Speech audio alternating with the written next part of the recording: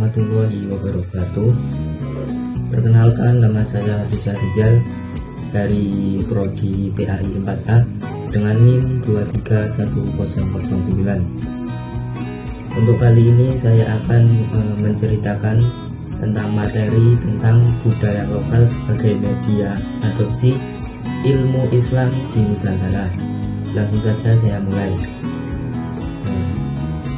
Di hamparan sawah hijau membentang luas di kaki Gunung Merapi, embun pagi masih menempel di daun-daun padi yang menguning. Udara sejuk bercampur aroma tanah basah dan kemenyan memenuhi udara. Sisa sembahyang di sebuah punden berundak yang telah berdiri sejak zaman kerajaan Mataram kuno. Disinilah, di tengah peradaban Jawa yang kaya akan nilai-nilai spiritual dan kearifan lokal, proses Islamisasi Nusantara berlangsung secara unik dan damai, jauh dari gambaran kekerasan yang seringkali dibayangkan. Para wali songo dengan strategi dakwah yang jenius tidak serta-merta menghancurkan sistem kepercayaan yang sudah mengakar kuat dalam masyarakat Jawa. Mereka memahami betapa letaknya hubungan masyarakat dengan alam, leluhur, dan tradisi-tradisi turun-temurun.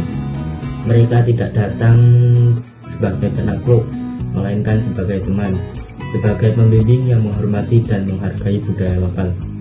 Mereka menggunakan pendekatan yang halus dan bijaksana.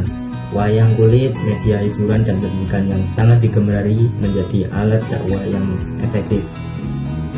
Para dalang dengan kemampuan bercerita yang luar biasa mengintegrasikan kisah-kisah keislaman ke dalam lakon pewayangan.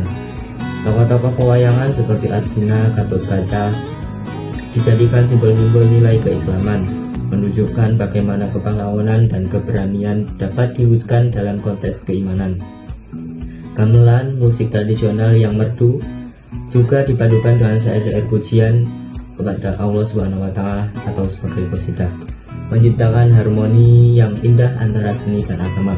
Upacara-upacara adat seperti selamatan dan kenduri juga tidak diabaikan. Para wali songo mendekatkan diri kepada masyarakat dengan tradisi yang sudah ada. Doa-doa dan zikir dilanjutkan bersamaan dengan tradisi yang kepada luhur, menunjukkan bahwa Islam tidaklah bertentangan dengan penghormatan kepada nenek moyang. Proses ini berlangsung namun pasti, perlahan namun pasti, tidak dipaksakan melainkan diterima dengan sukarela oleh masyarakat. Para seniman dan tokoh masyarakat memperoleh kepercayaan dan dukungan mereka dalam menyebarkan ajaran Islam. Mereka juga mendirikan pesantren-pesantren sebagai pusat pendidikan agama dan budaya, menciptakan generasi penerus yang memahami dan mengamalkan nilai-nilai Islam dalam konteks budaya Jawa. Arsitektur masjid pun menjadi bukti nyata dari akulturasi budaya. Bentuk bangunan masjid seringkali mengadopsi elemen-elemen beradaptasi dan berintegrasi dengan lingkungan sekitarnya.